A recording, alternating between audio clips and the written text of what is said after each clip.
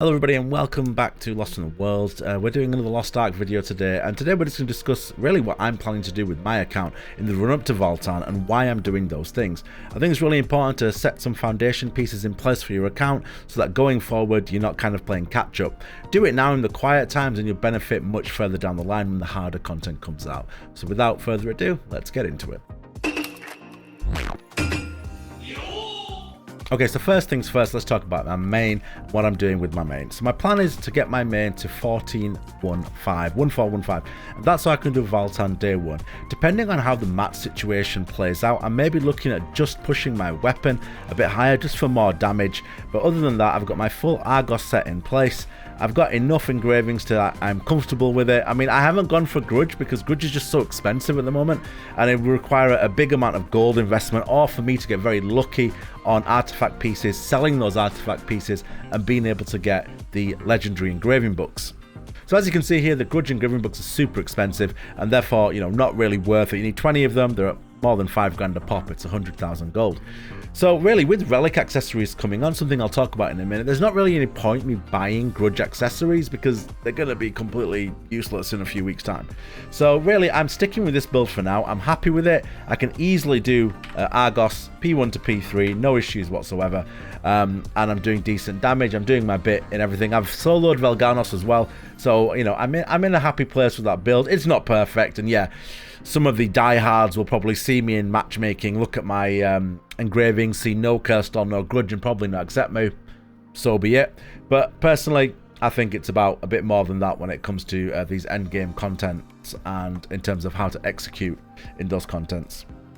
I know those contents isn't really a sentence, but we'll just go with it. The next thing to talk about is events. There's going to be a lot of events coming up in the Western release of Lost Ark, and that's because I think Smilegate are very keen to make sure this looks as little pay to win, in inverted commas, as possible, and as a result, they're going to be throwing free mats at people. So again, make sure you're buying out your shop, you're buying out all the key materials that you need, doing the events, doing your daily so you get the coins, doing the races, which I believe actually have been pushed back a week, so you got another week of races to go, and buying out your shop and buying out everything you need. Basically, I would clear everything. I personally don't buy the dyes. I'd rather save that for other stuff, but yeah, buy out everything else that you need, especially stuff that's tradable. A lot of this stuff isn't, so I'm not really buying it. But the stuff for my actual character, yeah, I'm picking all that up, investing it into my main, and investing it into my alts if I need to. The same goes, of course, for the Guardian event shop. Again, pick up all the stuff here, make sure you buy it all, and don't be slacking on that, because really these are free mats that are going to save you so much time and gold that it's kind of silly to miss out on them. So just make sure you just log in every day, do it, even if it's just to do your Chaos Dungeons, your Guardian Raid, and your events for now until more content comes out. That is going to put you in a very, very good place going forward.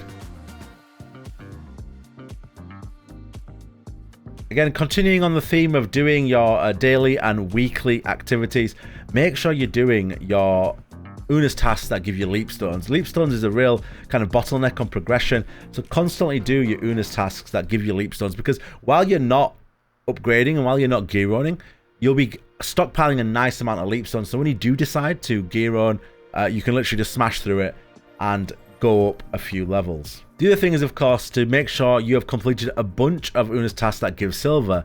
As you can see, I'm completely broke right now, and I'm about to do a bunch of silver Unas on my alt so I can cash them in every single day. And I think it's really, really important to have 1 or 2 alts that are cashing in silver dailies, because at this stage, at T3, you desperately need it. I actually stopped leveling my alt because leveling my alt and my main was just too much of a silver sink. So I decided to park my alt, which we'll discuss in a minute, at 1375, and I'm pushing my main to 1415 so I can do Valtan.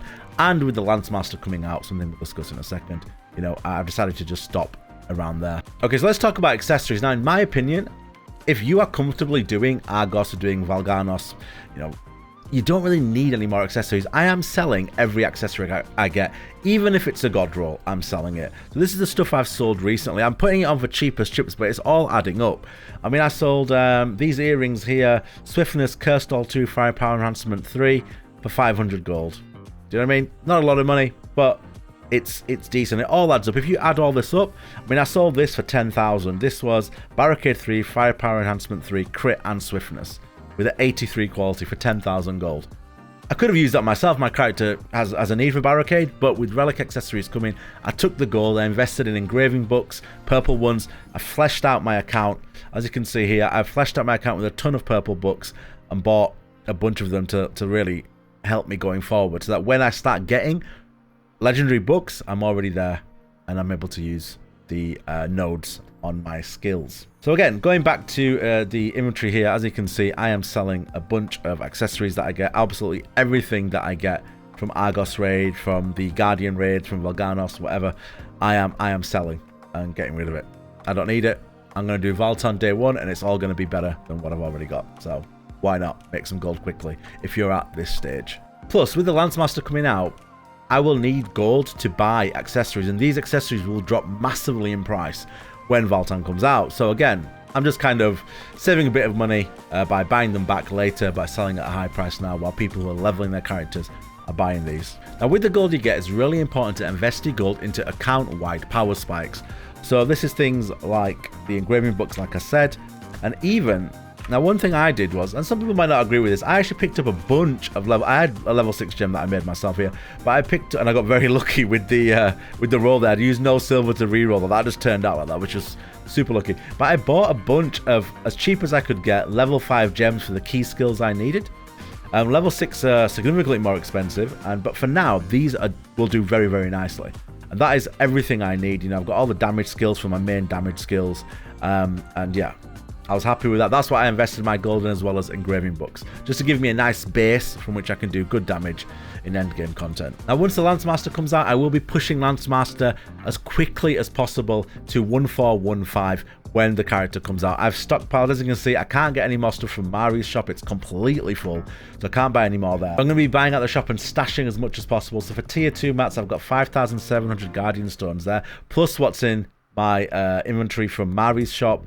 We've got 1,600 plus, of course, again, inventory stuff. So we've got a decent amount there. Sadly, these are bound, so I can't do anything with them. And we've got the tailoring books as well. So really, I am hoping, maybe naively, that I'll be able to get to tier 3 on day 1. I've got a lot of Mari's stuff stashed up, and I'm going to really try to push that hard. And really see if I prefer the Lancemaster over my artillerist. Like, I've still got time. I really like my artillerist. I think he's really fun. It sucks when you miss skills, but it feels great when you land them. So I quite enjoy. Plus, with the aim shots, kind of like aiming and predicting where it's going to go, it kind of scratches my first-person shooter itch in a weird kind of way. So yeah, I'm still, jury's still out on which character will be my main in the end, especially when the Scouter comes out, but we'll have to wait and see.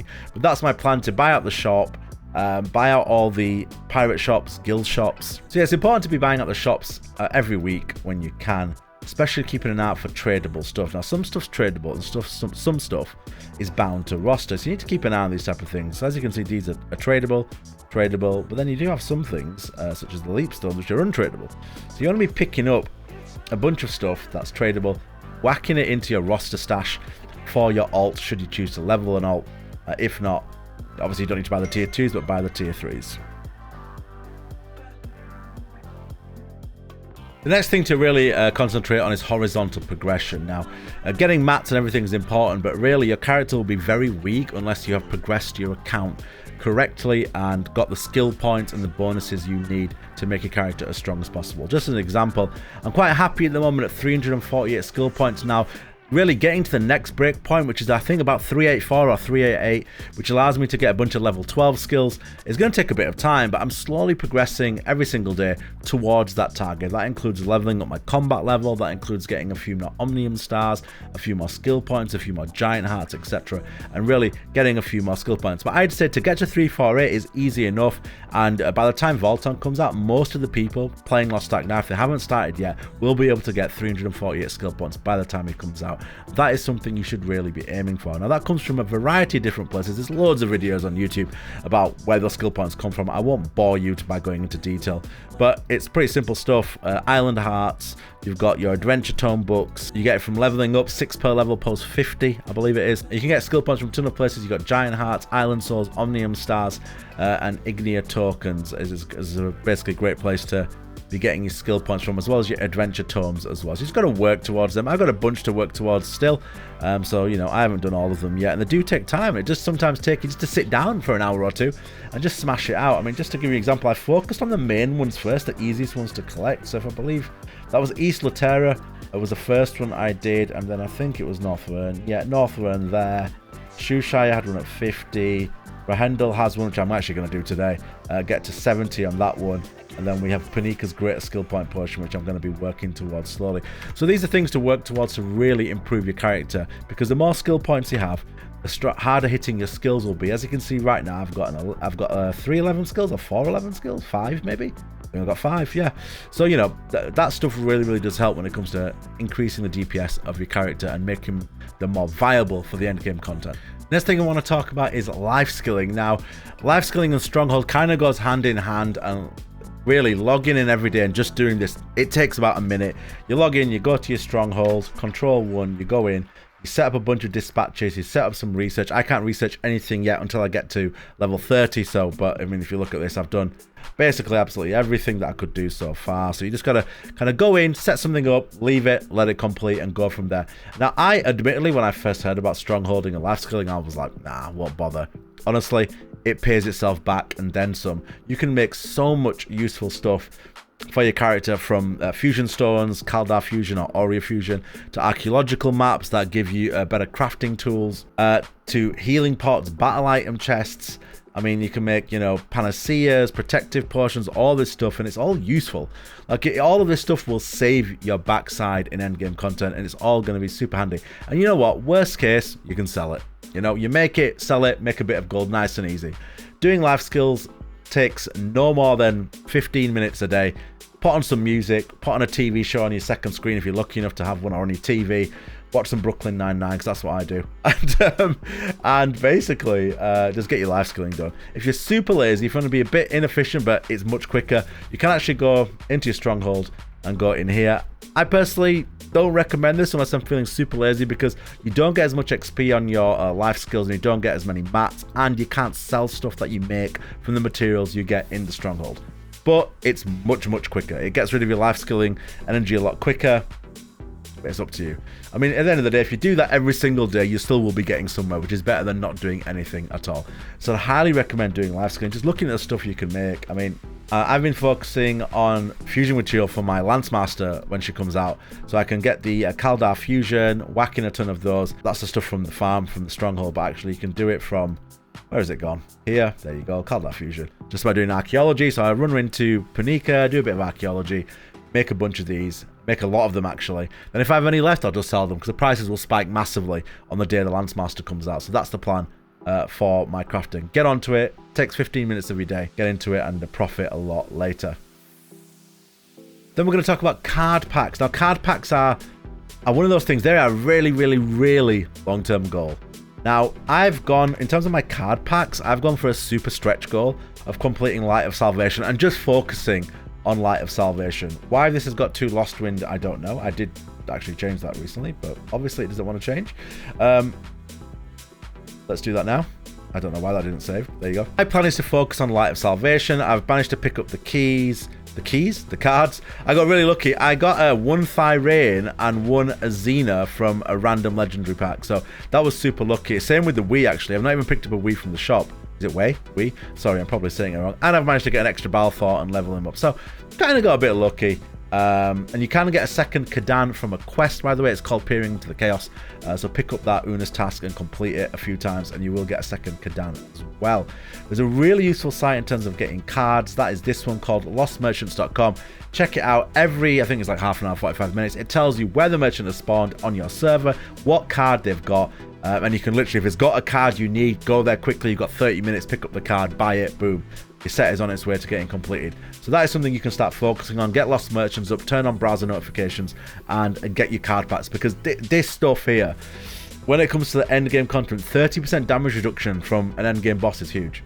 You know, some would say it's almost defining your experience, you know, getting 30% damage reduction. So have a look at completing your card set. If you want to go something kind of mid game, kind of like not as stretch goal as this, Lost Wind Cliff is where you want to be at. Where is Mr. Lost? It's here, Lost Wind Cliff. and you can start working on Lost Wind Cliff for the crit bonus you get there. Okay, but that's what you should do with your card decks. Finally, the stuff I am terrible at, I'll be honest with you. So finally, the stuff I am terrible at, I'll be honest with you, this is the thing I do the least, and it's because it involves traveling around to every single area, talking to the NPCs, but it's rapport. I am not very good with my rapport. I'm going to come clean on this one. Where's rapport? I don't even know where it is on the bloody thing. How embarrassing. Right, rapport. So yeah, the main kind of rapports that you should focus on probably early are Nineveh, I think she's called. She can give a giant's heart, she gives a bunch of gold, silver, blah, blah, blah. So yeah, also the card is big as well in terms of the Light of Salvation set. I think she's Light of Salvation set, I'm pretty certain she is. Blah, blah, blah. Yeah, she is Light of Salvation set. You got Beatrice, Sasha, Cavalry. Not Cavalry, I think it's Calvastus he's called in the EU version. Is that right? Is he? Cavalry? Should we check? Let's check just in case. Captain Cavalry. Yeah, that looks like him, doesn't it? That's Calvastus again, Giant's Heart. But again, talk to them all, because talking to them all does give you a bunch of virtue points. So that's important, and that's really honestly about it when it comes to what I'm planning. This stuff I'm going to be logging in, obviously doing your standard stuff, Argos every single week. If you're struggling with people to play with, or you haven't got people to do certain things, I do carries and stuff on Twitch, so feel free to jump in. I want to do Argos carries as well, but obviously I need to get alts to Argos to really get that, so that'll start happening once the Lancemaster comes out. Then I can push the Lancemaster, depending on where I'm at and when the Scouter comes out, then I can push my Gun Lancer, and finally I'll be pushing my Scouter all the way there, and we can really start helping people out. So if you're wondering about what to do in kind of a quieter time in Lost Ark while we wait for Valtan to come out, while we wait for some more events and new characters, that is what you should be doing, really. Lost Ark is a game that really respects your time, and I think it's quite handy that you can play other games but also keep well up to date in quite a short amount of time in Lost Ark. For those worried about progression or not keeping up with other people, it doesn't really matter, because there's so many events coming out with so much like free mats that you're going to catch up with people who've been spending money, and you would have spent nothing. So, you know, crack on with that. Good luck. Any questions, drop a comment. Don't forget to subscribe, like, drop a comment, blah, blah, blah, blah, blah, blah, blah, blah. Goodbye.